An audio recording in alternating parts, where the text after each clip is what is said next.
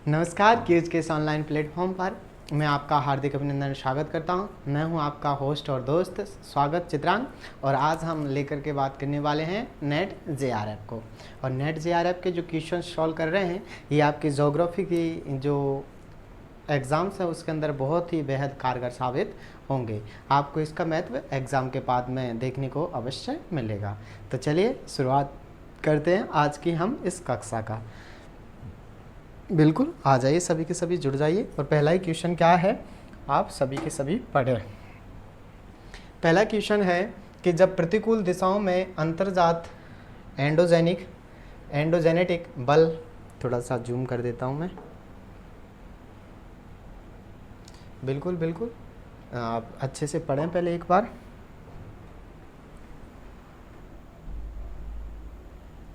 बिल्कुल, तो चलिए, जब प्रतिकूल दिशाओं में अंतर्जात यानी एंडोजेनेटिक बल क्षितिजीय रूप से में कार्य करते हैं जिसके कारण दबाव और तनाव पैदा होते हैं और परिणामतः एक बड़ी गुंबदाकार आकृति के स्थल रूप का निर्माण होता है, तब यह प्रतिक्रिया क्या कहलाती है? क्या कहलाती है? वलयीकरण। कब? जब प्रतिकूल दिशा में अंतर्जात यानी एंडोजेटिक बल क्षितिजीय रूप में काम करता है तो उस स्थिति में ये प्रक्रिया क्या कहलाएगी? ये कहलाएगी आपका बलीयकरण। ठीक, चलिए आगे क्वेश्चन नंबर 2। एसी लॉसन 1915 के द्वारा पेडिमेंट की उत्पत्ति की कौन सी व्याख्या सर्वप्रथम प्रस्तुत की गई थी? तो कौन सी व्याख्या थी जो प्रस्तुत की गई थी? वो थी आपकी पर्वतीय मुख्य अपगमन की। किसकी? पर्वतीय मुख्य अपगमन की। किसने प्रस्तुत की थी? आपके एसी लॉसन ने। कब? 1915 में। ठीक है, तो आगे बात करूं मैं। पेंटिमेंट का निर्माण पर्वतीय अग्रभाग के पीछे हटने से होता है। इसका निर्माण अपक्षय या नदी अपर्दन द्वारा चट्टानों के मिलन के सहारे, रेखा के सहारे ढाल अत्यंत तीव्र देखने को मिलता है। आगे क्वेश्चन नंबर 3 कथन और कारण से है। कास्ट प्रदेश में घोलरंध्र सर्वाधिक सामान्य और विस्तृत स्थलाकृति है। स्थलाकृति के अनुसार घोलरंध्र एक गर्त होता है जिसकी गहराई 1 मीटर से कम तथा कुछ 100 मीटर तक भिन्न भिन्न होती है। बिल्कुल, 1 और 2 सही है। ओके, जो कास्ट प्रदेश है घोलरंध्र सर्वाधिक सामान्य और विस्तृत स्थलाकृति है। बिल्कुल, आगे स्थलाकृति के अनुसार घोलरंध्र एक गर्त होता है जिसकी गहराई 1 मीटर से कम तथा कुछ मीटर तक देखने को मिलती है। ठीक, आगे हम बात करें। आगे क्या कहता है question?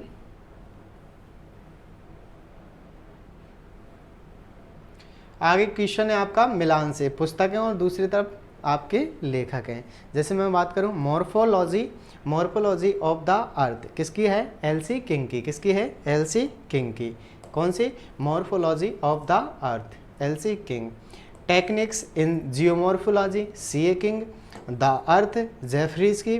The unstable earth, J Steers की। किसकी? जे स्टीयर्स की पुस्तक है आपकी। कौन सी? तो वो है द अनस्टेबल अर्थ। वापस से याद करना, एलसी किंग की देखने को मिलती है हमें मॉर्फोलॉजी ऑफ द अर्थ, और techniques in geomorphology C King की है। द अर्थ जेफरीज की है और the unstable earth J Steers की है। किसकी है? जे स्टीयर्स की है। आगे बात करूं मैं क्वेश्चन नंबर 5। क्वेश्चन नंबर 5 है कि सिद्धांतों का क्रम दिया गया है। चलिए देखते हैं।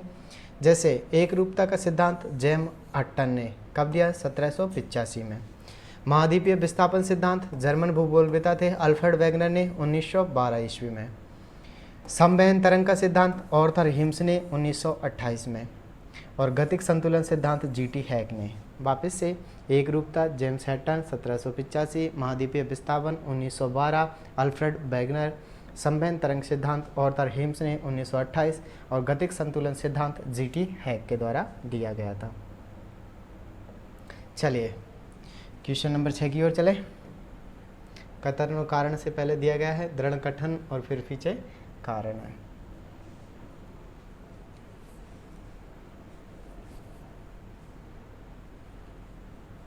जब तक शुष्क और आर्द्र रुदोष्म हास दर पर्यावरण हास दर से कम हो तब स्थिर वायुमंडल स्थित क्या होगा, स्थिति प्रभावी होता है। क्या होता है, जब शुष्क और आर्द्र रुदोष्म हास दर पर्यावरणीय हास दर से कम हो तब स्थिर वायुमंडलीय स्थिति प्रभावी होता है। आगे बात करूं, जब वायु सभी स्तरों पर आरोहित होता है तब आसपास के पर्यावरण से अधिक गर्म होता है। तो बिल्कुल ये इसका कारण भी सही है और इसकी व्याख्या भी कर रहा है। तो ऑप्शन ए इज करेक्ट। चलिए नेक्स्ट क्वेश्चन की ओर थोड़ा सा विश्लेषण पढ़ लीजिए आप कि जब शुष्क और आर्द्र रुदोष्म हास दर कौन सी, जब शुष्क और आर्द्र रुदोष्म हास दर पर्यावरणीय हास दर से कम हो तब स्थिर वायुमंडलीय स्थिति प्रभावी होती है। ये कथन सत्य है। जब वायु गर्म होगी तो वह अस्थिर होकर उच्च वायु दाब से निम्न वायु दाब की ओर प्रवाहित होगी। जब वायु गर्म होती है तो गर्म होकर ऊपर की ओर उठ जाती है और निम्न वायु दाब की ओर बहने लग जाती है, जिस कारण आरोहित होती है। इस प्रकार कारण भी सत्य है और आपकी व्याख्या भी कर रहा है। आगे बात करूं, परिपक्व तड़ित झंझा विशेषता है किसकी है, तो ये मजबूत ऊर्ध्वगामी और अधोगामी होना। किसकी, मजबूत ऊर्ध्वगामी और अधोगामी होना। परिपक्व तड़ित झंझा की विशेषता है कि मजबूत ऊर्ध्वगामी और अधोगामी होना। तड़ित झंझा के निर्माण और विकास के लिए वायुमंडलीय अस्थिरता कौन सी, वायुमंडलीय अस्थिरता, प्रबल अस्थिर वायु का ऊपरीमुखी संचलन, गर्भ एवं आर्द्र वायु की पर्याप्त आपूर्ति तथा गहरे बादल आदि महत्वपूर्ण कारक हैं। तड़ित झंझा के लिए याद रखना आपको ये कारण है। अब सूची 1 को सूची 2 के साथ में मिलाना है, ठीक है। चलिए इधर तो है ही नहीं, इधर मिलाते हैं।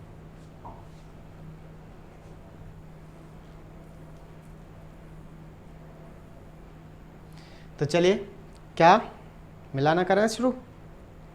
जैसे बात करूं मैं, कैटाबैटिक विंड, ये उच्च भूमि में स्थित वायु का प्रभाव है। क्या, कैटाबैटिक विंड उच्च भूमि में स्थित वायु का प्रभाव है। चिनूक की बात करते हैं, ये गर्म शुष्क वायु का है जो रॉकीज पर्वत से पूर्वी ढाल की ओर बहती हैं। सांता आना आपके दक्षिणी कैलिफोर्निया में गर्म शुष्क वायु है। फोन आपके आल्प्स के पूर्वी ढलान में बहने वाली गर्म शुष्क पवनें हैं। आल्प्स के पूर्वी भाग में बहती हैं फोन विशेषतः फ्रांस के अंदर प्रवाहित होती हैं। सांता आना आपकी कैलिफोर्निया में गर्म शुष्क वायु है और चिनूक है गर्म शुष्क वायु का रॉकीज पर्वतों के पूर्वी ढलान की ओर बहना। और कैटाबैटिक विंड क्या है, उच्च भूमि में स्थित वायु का प्रवाह है। भूमध्य रेखा से ध्रुव तक बहने वाली सतह की हवा का आदर्श वैश्विक पैटर्न है। क्या है वो हमको बताना है, ठीक है ना। जैसे ये हमारी भूमध्य रेखा और ये ध्रुव, यहाँ तक बहने का इनका आदर्श पैटर्न क्या है। तो सबसे पहले को हमें देखने को मिलती है डोल ड्रम। कौन सी, डोल ड्रम, यानी जिसे हम शांत पेटी के नाम से जानते हैं।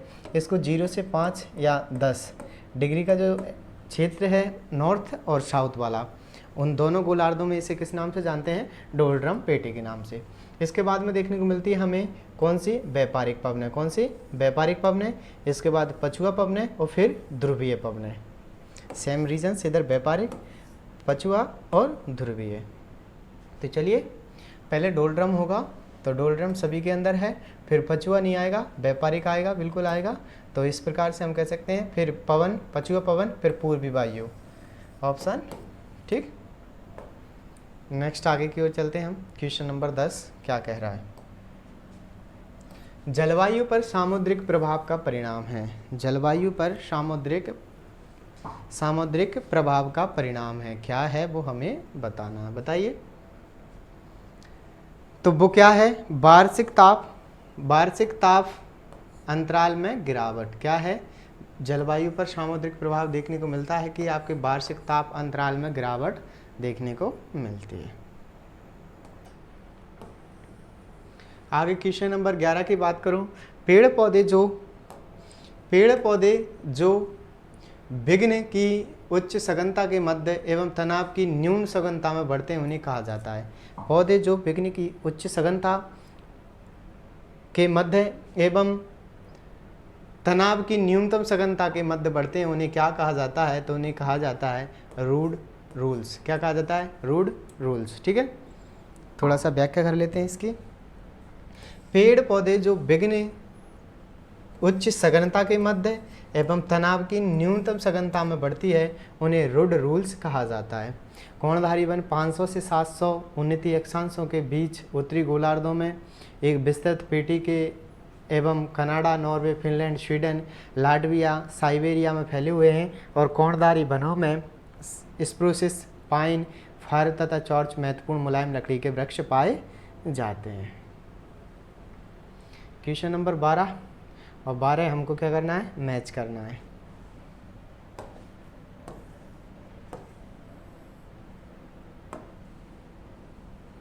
तो चलिए करिए मैच। बिल्कुल, आपको अगर पूरी पीडीएफ चाहिए तो आप क्या कर सकते हो, आप प्लेलिस्ट में जा कर के पूरे इस फर्स्ट से आप सारी क्लासें देख सकते हो। इसकी क्लासें अपलोड की गई हैं। ठीक है,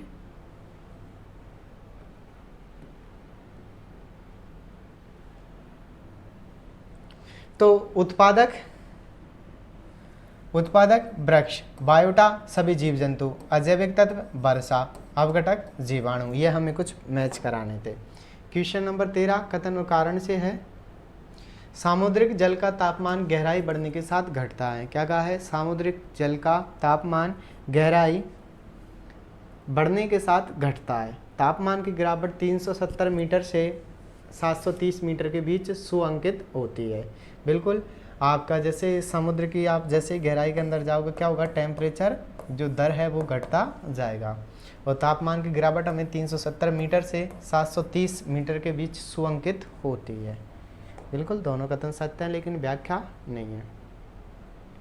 चलिए आज क्लियर हो ही जाएगा। महासागरों में गहराई के साथ जाने पर तापमान में क्रमिक रूप में कमी पाई जाती है, परंतु प्रत्येक स्थान पर तथा एक ही स्थान पर अलग अलग भागों में नीचे की ओर तापमान की गिरावट की दर समान नहीं होती।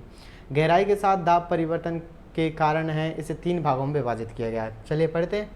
पहला है आपका मिश्रित परत। कौन सा? मिश्रित परत। और मिश्रित परत क्या कहती है? ये सबसे ऊपर स्थित गर्म जल की परत है। इसकी गहराई विषुवत रेखा पर कम तथा 40 डिग्री उत्तरी तथा दक्षिणी अक्षांशों पर अधिक होती है। किसकी? मिश्रित परत की। सबसे गर्म परत है, 40 डिग्री उत्तरी और 40 डिग्री का दक्षिणी अक्षांशों पर अधिक होती है। आगे आपके सेकंड मुख्य थर्मोक्लाइन ठंडी जल की परत। मिश्रित जल की परत के नीचे स्थित 2500 फीट की गहराई तक थर्मोक्लाइन की परत का विस्तार है। इस परत के नीचे की ओर तापमान में तेजी से कमी आती है। 140 डिग्री उत्तरी तथा 140 डिग्री दक्षिणी समीप अधिक गहरी होती है। थर्ड है गहरे जल की। यह सबसे निचली तथा मोटी परत है। इसमें सभी अक्षांशों में जल अत्यंत ठंडा होता है और विषुवत रेखा पर इसकी गहराई अपेक्षाकृत कम होती है। 3 है आपकी मिश्रित सबसे ऊपर की है, गहरे जल की सबसे ठंडी है। सभी जगह ठंडी देखने को मिलेगी, ये गर्म देखने को मिलेगी, लेकिन इसमें क्या होता है? टेम्परेचर कम होता जाता है। चलिए नेक्स्ट चलते हैं क्वेश्चन नंबर 14 की ओर।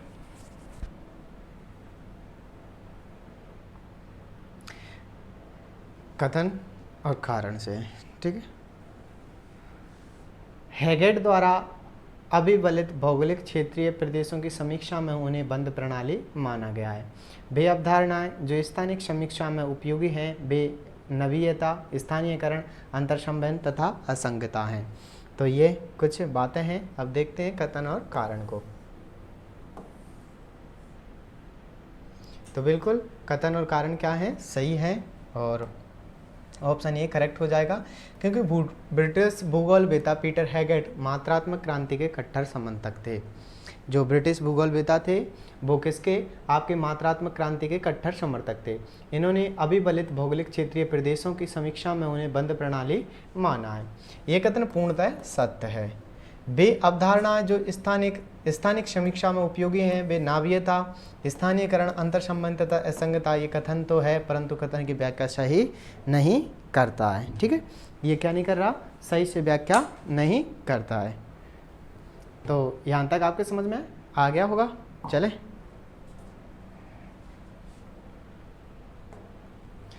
चलते हैं क्वेश्चन नंबर 15 की ओर। क्वेश्चन नंबर 15 क्या कह रहा है कि स्थानीय संगठन की अवधारणाएं निम्नलिखित द्वारा दी गई हैं। किसके द्वारा दी गई हैं? यह संभववाद के द्वारा। क्योंकि स्थानीय संगठन की अवधारणाएं मुख्यतः संभववाद से प्रेरणा लेती हैं। इसके अंतर्गत भौतिक तथा मानवीय तत्वों के स्थानिक वितरण के वर्णन तथा विश्लेषण पर बल दिया जाता है। तो वापस याद रख लेना आप, स्थानीय संगठन की अवधारणाएं किसके द्वारा दी गई हैं? संभववाद के द्वारा दी गई हैं। क्वेश्चन नंबर 16 है आपका, और क्वेश्चन नंबर 16 क्या कहता है? प्राकृतिक प्रदेशों की अवधारणा किसके द्वारा लिखी गई थी या निम्नलिखित में से दी गई थी? आपको बताना है कि किसके द्वारा लिखी गई थी। बिल्कुल, तो ये किसने लिखी थी? विडाल डी लाप्सास ने। किसने? विडाल डी लाप्सास के द्वारा लिखी गई थी। क्योंकि लघु प्रदेश या पेज की संकल्पना ब्लॉज प्रादेशिक आधार पर भौगोलिक अध्ययन को आधुनिक क्या देती है? आधुनिक अधिक सार्थक और महत्वपूर्ण मानते हैं। ब्लाज ने पेज संकल्पना प्रतिपादित किया। उनके विचार से भूगोल उन तत्वों के अध्ययन पर केंद्रित है जो एक ही क्षेत्र के साथ उपस्थित हैं और क्रियाशील हैं तथा पारस्परिक संबंधों के आधार पर प्रत्येक क्षेत्र को पृथक पहचान प्रदान करते हैं। उन्होंने फ्रांस के ग्रामीण अंचलों में अलग अलग सांस्कृतिक लक्षणों वाली और मुख्यतः आत्मनिर्भर अर्थव्यवस्था वाली छोटी छोटी इकाइयों को फेज कहा है। क्या कहा है उन्होंने? कि जो आत्मनिर्भर अर्थव्यवस्था वाली छोटी छोटी इकाइयां हैं उनको उन्होंने फेज कहा है। आगे वही सूची 1 को सूची 2 के साथ में मिलाना है। तो चलिए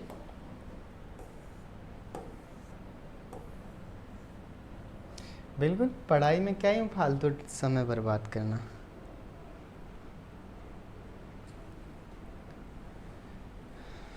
देखिए वाल्टर इसार्ड, क्या? Walter इसार्ड।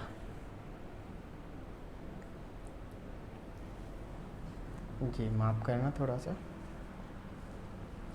Walter Isard methods of regional science, David Harvey social justice and the city, और Richard Hartshorne perspective on the nature of geography, और Richard Peet radical geography. Richard Hartshorne perspective on the nature of geography, David Harvey आपके social justice at the city, और Walter Isard methods of the regional science.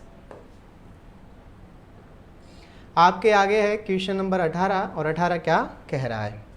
Question number 18 है प्राकृतिक जनसंख्या वृद्धि निम्नलिखित का प्रकार है। किसका प्रकार है ये आपका? प्राकृतिक जनसंख्या वृद्धि दर। तो जनन क्षमता तथा मृत्यु दर का।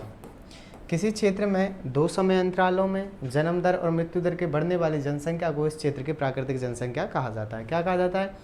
यानी 2 समय अंतरालों के मध्य कहीं कितनी जनसंख्या बढ़ती है और कितनी जनसंख्या में मृत्यु दर देखने को मिलती है, उसी को हम प्राकृतिक जनसंख्या क्या कहते हैं? प्राकृतिक जनसंख्या वृद्धि दर कहते हैं। चलिए नेक्स्ट। तो जन्म माइनस मृत्यु दर बराबर प्राकृतिक जनसंख्या।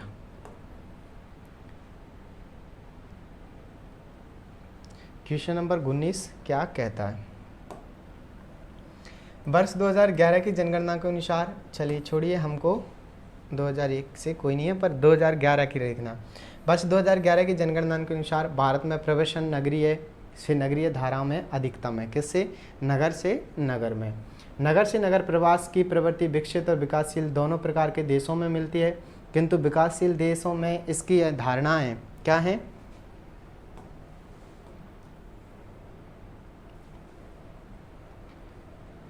विकासशील देशों में दोनों प्रकार के देशों में मिलती है, किंतु विकासशील देशों में इसकी आवृत्ति और मात्रा अपेक्षाकृत अधिक है। इसके अंतर्गत सामान्यतः छोटे नगरों से लोग आर्थिक कारणों से बड़े नगरों के लिए प्रवास करते हैं। बिल्कुल आर्थिक कारणों की वजह से करते ही चाहिए। आगे बात करूं मैं, जहां सामान्यतः उद्योग, वाणिज्य, रोजगार, उच्च शिक्षा दर, चिकित्सा आदि की अधिक सुविधाएं उपलब्ध हों वहाँ पर लोग रहना पसंद करते हैं। ठीक, चलिए क्वेश्चन नंबर 20 की ओर। जननांकीय संक्रमण सिद्धांत में घटना अनुक्रम है, तो घटना अनुक्रम है वो क्या है, वो है आपका, देखिए पहले उच्च जन्म दर, उच्च मृत्यु दर, फिर उच्च जन्म दर, निम्न मृत्यु दर, निम्न जन्म दर, निम्न मृत्यु दर, और निम्न जन्म दर, उच्च मृत्यु दर। ये क्या है आपका सिद्धांत है। ठीक है, पहले आपका उच्च जन्म दर होगी और उच्च मृत्यु दर होगी, फिर क्या होगा आपके उच्च जन्म दर होगी और निम्न मृत्यु दर होगी, फिर आपके उच्च मृत्यु दर होगी और निम्न जन्म दर देखने को मिलेगी, और एक बार आपको निम्न मृत्यु दर देखने को मिलेगी और उच्च जन्म दर देखने को। चलिए आगे चलते हैं हम क्वेश्चन नंबर की तरफ। थोड़ा सा पढ़ लेना। जननांकीय संक्रमण सिद्धांत का जो मूल प्रतिपादन है वो नॉटेस्टिन ने किया था और 1945 में किया था। इन्होंने पश्चिमी यूरोपीय देशों के अनुभवों का प्रयोग करके जनसंख्या की कालिक वृद्धि का प्रतिरूप या सामान्यीकरण जन्म दर और मृत्यु दर में होने वाले कालानुक्रम परिवर्तन के आधार पर किया था। किसने किया था, तो आपके नॉस्टिन ने। और किसके आधार पर, जो आपके यूरोपीय देशों की जनसंख्या थी उसके आधार पर। चलिए, ग्रामीण अधिवासों के स्थानीय वितरण प्रतिरूप का सबसे अच्छा अवलोकन निम्नलिखित से किया जा सकता है। किससे किया जा सकता है, तो ये भारातल पत्रक मानचित्र के द्वारा किया जा सकता है। क्वेश्चन नंबर 22 और मिलान से संबंधित है। एक तरफ व्याख्या या अंशदायी सिद्धांत है और दूसरे तरफ है अंशदाताओं के नाम। चलिए बताइए। स्थिर के डब्ल्यू क्रिस्टालर, स्थिर के कौन है, डब्ल्यू क्रिस्टालर, और अस्थिर के ए लॉस। जनसंख्या सीमा एवं वस्तु BJ-L बेरी, किसने, BJ-L बेरी। P1 P2 या डी संकल्पना जिपने, P1 P2 जी डी संकल्पना जिपने। जनसंख्या सीमा एवं वस्तु BJ-L बेरी ने, अस्थिर के ए लॉस ने, और स्थिर के डब्ल्यू क्रिस्टालर ने। बटलेसी ने विश्व में कितनी कृषि प्रणालियों को पहचाना था, कितने को पहचाना था, तो इसके अनुसार 13 कृषि प्रदेश या 13 कृषि प्रणालियां हैं और उनको 5 प्रदेशों में बांटा था। कौन कौन सा, चलवासी पशुचारण, व्यापारिक पशुचारण, स्थानांतरित कृषि पशुचारण और आदिम स्थानबद्ध कृषि, चावल प्रधान जीविकोपार्जन कृषि। ठीक, आगे बात करूं मैं, आगे आपके चावल विहीन सघन एवं गहन जीविकोपार्जन कृषि। The major regions of agriculture, इनका एक शोध पत्र था, इनके अंदर इन्होंने यह बताया था। आगे 7वां वाणिज्यिक अन्य कृषि, 8 है आपका भूमध्य सागरीय कृषि, 9 है आपका मिश्रित कृषि, 10 है वाणिज्यिक डेयरी कृषि, 11वां है विशिष्ट उद्यान कृषि, 12वीं है वाणिज्यिक पशु एवं फसल कृषि, 13वां है वाणिज्यिक रोपण कृषि। या DS बैटलेसी ने जो 13 कृषि के प्रदेश बताए थे वो देखने को मिलते हैं। ठीक, चलिए क्वेश्चन नंबर 24 मिलाने हमें। चलिए मिलाइए।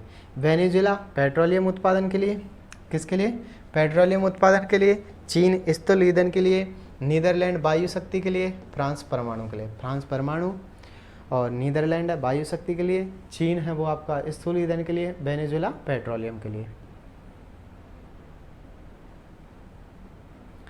फिर मिलाने हमको, जैसे बात करूँ मैं, टंगस्टन चीन, कोबाल्ट जाम्बिया, क्रोमीमियम दक्षिण Africa, manganese Ukraine. Manganese Ukraine, chromium दक्षिण अफ्रीका, कोबाल्ट जाम्बिया, टंगस्टन चीन। अब दूसरी तरफ कथन और कारण दिए गए हैं।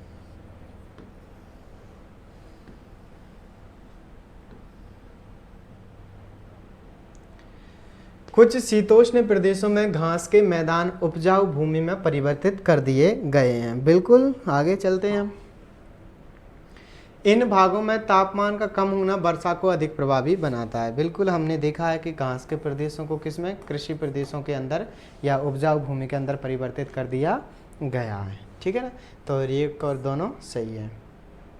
जैसे कि मैं बात कर लूँ प्रेरीज घास के मैदान, कंपास घास के मैदान, ये सब हमें देखने को मिलता है। बेल्ट्स डाउन्स हैं आपके, डाउन्स ऑस्ट्रेलिया में, बेल्ट्स न्यूजीलैंड में, ठीक है ना। हार्टलैंड सिद्धांत किसकी व्याख्या करता है? देखिए इसकी हम बात कर चुके हैं कि धरा शक्ति एवं सामुद्रिक शक्ति के बीच संघर्ष। इन्होंने कहा था कि हार्टलैंड सिद्धांत में कि जो आपकी धरा शक्ति एवं सामुद्रिक शक्ति के बीच संघर्ष को, कि जिसका समुद्र के ऊपर अधिक से आधिपत्य होगा या जिनका समुद्री सिस्टम अच्छा होगा, वो क्या होगा, अधिक राज्य कर सकता है।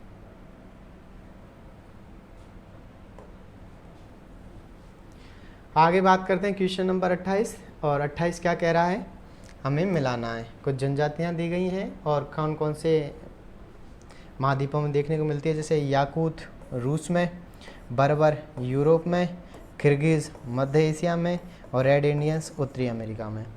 रेड इंडियंस उत्तरी अमेरिका में, किर्गिज़ मध्य एशिया में, बर्बर यूरोप में, याकूत रूस में, ये जनजातियां देखने को मिलती हैं।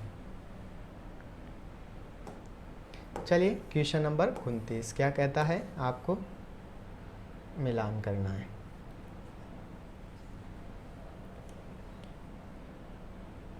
निम्नलिखित में से भारत में सर्वाधिक बोली जाने वाली कौन सी इंडो ऑस्ट्रेलिया भाषा है? तो कौन सी बोली जाती है? संथाली। कौन सी? संथाली। भारत में सर्वाधिक बोली जाने वाली संथाली इंडो ऑस्ट्रिक भाषा है। ठीक, आगे ऑस्ट्रिक या ऑस्ट्रेलियाड प्रजाति के लोग भारत में निग्रोडो प्रजाति के पश्चात भारत आए और विस्तृत भूभाग पर फैल गए। इसके अंतर्गत दो भाषाई समूह मुंडा तथा खेमर आते हैं। मुंडाई भाषा समूह के अंतर्गत संथाली मुंडा हों या खरवार भाषा समाहित होती हैं। तो याद रखना, ऑस्ट्रेलियाई इंडो ऑस्ट्रेलियाई भाषा का सर्वाधिक कौन सा समूह देखने को मिलता है? तो वो हमें मिलना है आपका ऑस्ट्रिक ऑस्ट्रेलियाई प्रजाति का संथाली भाषा है जो सर्वाधिक बोली जाती है। क्वेश्चन नंबर 30, फिर कुछ सिद्धांत हैं और कुछ थ्योरियां हैं, जैसे हार्टलैंड सिद्धांत मैकिंडर ने दिया था, रेमलैंड स्पाइकमैन ने दिया था, राज्यों का वर्गीकरण बॉन बॉल्कनबर्ग ने दिया था, राज्यों का क्षेत्रीय वृद्धि सिद्धांत रेडजेल ने, राज्यों का क्षेत्रीय वृद्धि सिद्धांत रेडजेल ने, राज्यों का वर्गीकरण बॉन बाल्कनबर्ग ने, रेमलैंड सिद्धांत आपका स्पाइकमैन के द्वारा, हार्टलैंड थ्योरी मैकिंडर के द्वारा। चलिए बताइए क्वेश्चन नंबर 31, बेहद ही प्यारा। हाँ बिल्कुल, मैं थोड़ा सा पानी,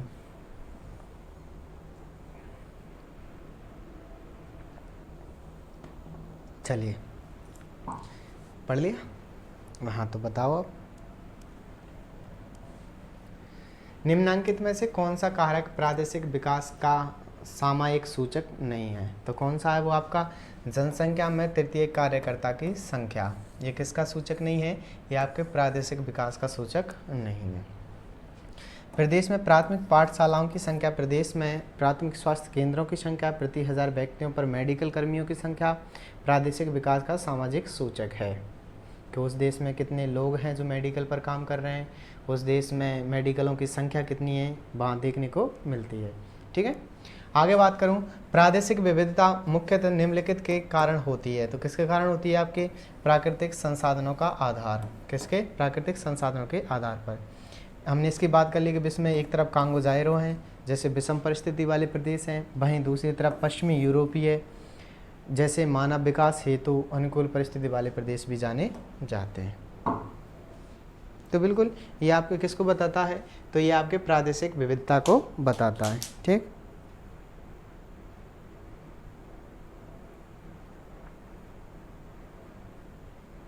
और क्वेश्चन नंबर हमारे सामने कथन और कारण से है। ठीक, माफ करना। क्वेश्चन नंबर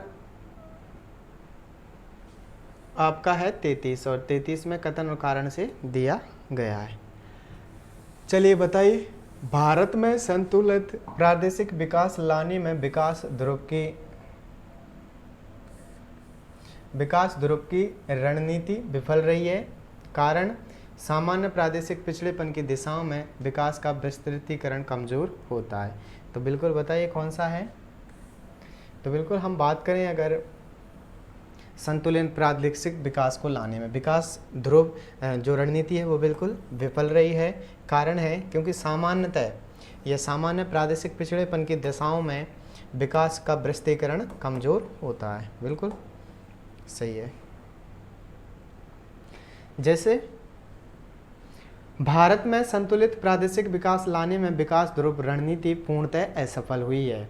संतुलित विकास की संभव है जब भारत के सभी प्रदेशों में सभी को एक समान सुविधाएं प्राप्त हों। क्या हों? सभी को सुविधाएं प्राप्त हों। परंतु शिक्षा की अपर्याप्तता, यातायात साधनों की अपर्याप्तता तथा सुगम्यता का न होना, उचित नीतियों का न बनना प्रादेशिक असंतुलन को जन्म देते हैं। उपयुक्त कारणों के कारण हम न तो संतुलित विकास को प्राप्त कर पाएंगे और न ही प्रादेशिक असंतुलन को दूर कर पाएंगे। प्रादेशिक असंतुलन को दूर करने के लिए हमें क्षेत्र विशेष की समस्याओं को ध्यान में रखकर नीतियां बनाना चाहिए, न कि पूरे देश के विकास की एक ही नीति बनानी चाहिए। इन्होंने कहा था कि अगर आपको देशों मतलब आपके राज्यों को या क्षेत्रों को डेवलप करना है तो उस क्षेत्र की विशेष परिस्थितियाँ उनको देख करके बनाइए।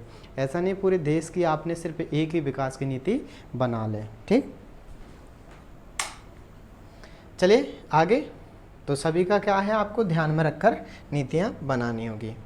जो नीतियाँ नियोजन राजस्थान के लिए उपयुक्त होगा वही नीतियाँ पश्चिम बंगाल जैसे राज्यों के लिए पूर्णतः अनुपयुक्त होंगी। बिल्कुल सही है। क्वेश्चन नंबर 34 क्या कहता है? क्वेश्चन नंबर 34, प्रादेशिक नियोजन में पैट्रिक गेडिज ने निम्नलिखित संदर्शों में किसका उपयोग किया है? तो किसका प्रयोग किया है? सामाजिक आर्थिक का। किसका? सामाजिक आर्थिक का। प्रादेशिक नियोजन में पैट्रिक गेडिज ने सामाजिक आर्थिक तत्वों का उपयोग किया है। पैट्रिक गेडिज एक स्कॉटिश भूगोलवेत्ता थे और फ्रांस के प्रसिद्ध समाजशास्त्री लेप्ले के स्थान कार्य परिवार सिद्धांत से प्रभावित होकर लेप्ले सोसाइटी की स्थापना की। किसके प्रभावित होकर लेप्ले सोसाइटी की स्थापना करने वाले कौन थे? तो वो थे आपके पैट्रिक गेडिज। इन्होंने कम्युनिवेशन शब्द भी दिया। इसकी प्रमुख पुस्तक सिटीज इन एवोल्यूशन थी। ठीक, और क्वेश्चन नंबर 35 है आपके सामने। ये भारत की किस पंचवर्षीय योजना में प्रादेशिक असंगति पर स्पष्ट रूप से चिंता व्यक्त की गई थी? किसमें की गई थी? चतुर्थक पंचवर्षीय योजना में आपकी जो प्रादेशिक योजना है उस पर चिंता व्यक्त की गई थी। भारत की चतुर्थ पंचवर्षीय योजना 1969 से 74 में प्रादेशिक असंगति पर स्पष्ट रूप से चिंता व्यक्त की गई।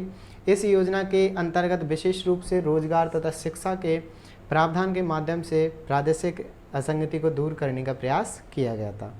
और चतुर्थ पंचवर्षीय योजना में कृषि, उर्वरक, इस्पात को सर्वाधिक महत्व दिया। बेरोजगारी को एकात्मक कम करने हेतु श्रम परक उद्योगों पर अधिक ध्यान दिया गया था। चलिए नेक्स्ट क्वेश्चन क्या कहता है? ये वापस आ जाएंगे, देख लेते हैं।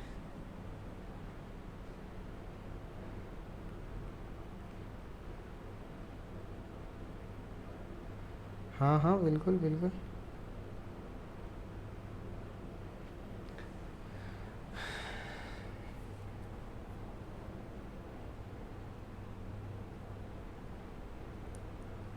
तो बिल्कुल चतुर्थक पंचवर्षीय योजना में कृषि, उर्वरक तथा इस्पात को सर्वाधिक महत्व दिया गया था। किसमें? चतुर्थ में। किसको किसको? कृषि को, उर्वरक को और इस्पात को सर्वाधिक महत्व दिया गया। बेरोजगारी को एकात्मक कम करने हेतु श्रमपरक उद्योगों पर अधिक ध्यान दिया गया था। ठीक है, तो आगे चलते हैं हम। आगे थोड़ा सा टेक्निकल इश्यूज हो गए जो याद रखना आप 36 से सॉल्व करने हैं हमको।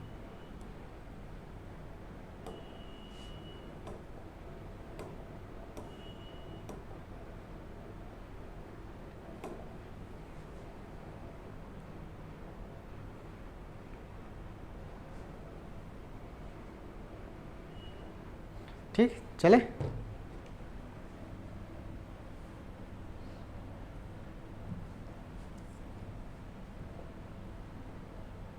बिल्कुल, हाँ हाँ, ये कहाँ से आ गया फिर?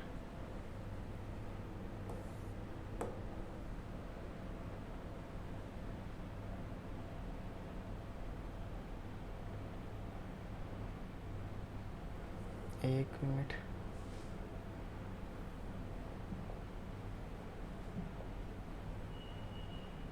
हाँ हाँ बिल्कुल। चलिए 36 से हम शुरुआत करते हैं। 36 में क्या कह रहा है? गुजरात का कौन सा शहर नमक के उत्पादन से संबंध है, वो आपको बताना है। तो बिल्कुल कौन सा है, तो वो है आपका गांधीधाम। कौन सा? गांधीधाम। गुजरात के कच्छ जिले में स्थित गांधीधाम नमक के उत्पादन से संबंध है और गुजरात स्थित बड़ोदरा सूरत सूती वस्त्र उद्योग के लिए प्रसिद्ध है। क्वेश्चन नंबर 37 हमें मिलाना है। जैसे खनिज लोहा छत्तीसगढ़, खनिज तेल असम, अवरक झारखंड। देखिए खनिज लोहा छत्तीसगढ़, खनिज तेल असम, अवरक झारखंड और रॉक फास्फेट राजस्थान। आगे क्वेश्चन 38, निम्नलिखित शहरों में से कौन सा शहर तापी के मुहाने पर स्थित है? तो कौन सा है आपका? सूरत। तापी नदी सूरत शहर के मध्य से होकर गुजरती है और सूरत मुख्य कपड़ा उद्योग और डायमंड कटिंग और पॉलिशिंग के लिए प्रसिद्ध है। ऐसा समझा जाता है कि आधुनिक सूरत शहर की स्थापना 15वीं सदी के अंतिम वर्षों में हुई थी। कब हुई थी? कि 15वीं सदी के अंतिम में। तो याद रखना तापी के मुहाने पर आपका सूरत देखने को मिलता है। सूरत क्या है? कपड़ों के लिए प्रसिद्ध है। निम्नांकित में से कौन पश्चिमी घाट के वृष्टि छाया प्रदेश में आता है? तो कौन सा आता है? वो आपका बारामती। ऊंचाई के साथ साथ वर्षा की मात्रा बढ़ती जाती है। इस प्रकार पर्वत का जो ढाल पवन के सामने होता है वहाँ खूब वर्षा होती है। पर्वत पवन के समीप होता है उसमें तो क्या होती है? अधिक वर्षा देखने को मिलती है। ठीक है। वहीं विमुखी ढाल पर, जैसे हम बात करें ये ढाल है, इधर से कोई पवन आई तो इस वाले रीजन्स में तो क्या होगी? अधिक वर्षा देखने को मिलेगी। लेकिन इस वाले रीजन्स में क्या होगा? इसमें दूसरी ढाल पर उतरने लगती है और आर्द्रता की कमी के कारण शुष्क होने लगती है और वर्षा कम हो जाती है। इधर तो कम क्या होगी? कम होगी और इधर अधिक देखने को मिलेगी। इससे पवन विमुख ढाल अथवा वृष्टि छाया प्रदेश कहते हैं। इस वाले को क्या कहेंगे हम? वृष्टि छाया प्रदेश। बारामती महाराष्ट्र राज्य में पुणे जिले में स्थित एक म्युनिसिपल काउंसिलिंग है जो कि वृष्टि छाया क्षेत्र में स्थित होने के कारण पुणे में केवल 10 सेंटीमीटर ही वर्षा देखने को मिलती है। ठीक, चलिए नेक्स्ट क्वेश्चन की ओर चलते हैं हम।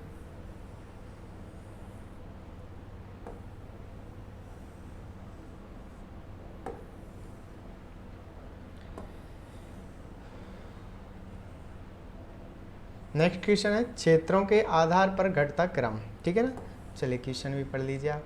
भारत के निम्नांकित राज्यों को उनके भौगोलिक क्षेत्र के घटते क्रम में लगाना है।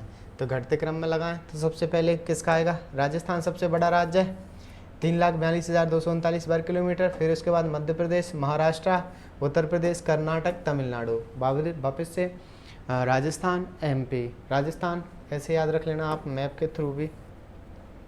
पहले राजस्थान, फिर उसके बाद में MP, फिर महाराष्ट्र, फिर UP, उसके बाद कर्नाटका और फिर तमिलनाडु। Rajasthan, MP, Maharashtra, UP, Karnataka, Tamil Nadu. ठीक है।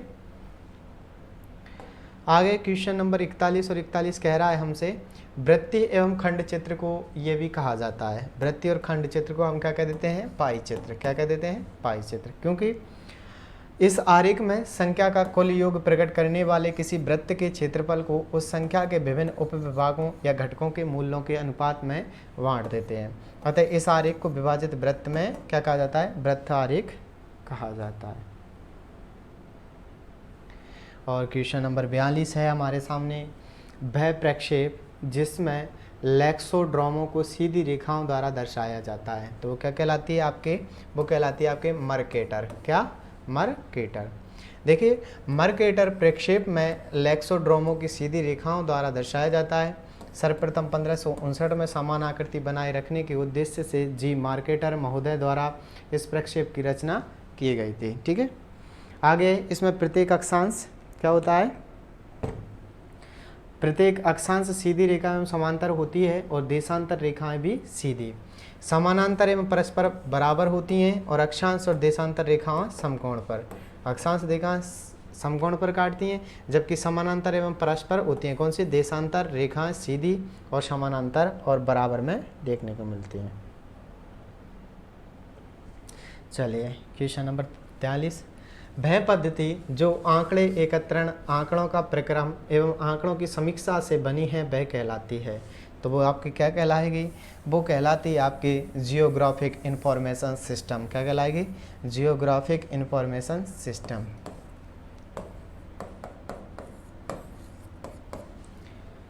तो जो आंकड़े एकत्रण, आंकड़ों का प्रक्रम एवं आंकड़ों की समीक्षा के लिए बनी है, तो वो क्या है?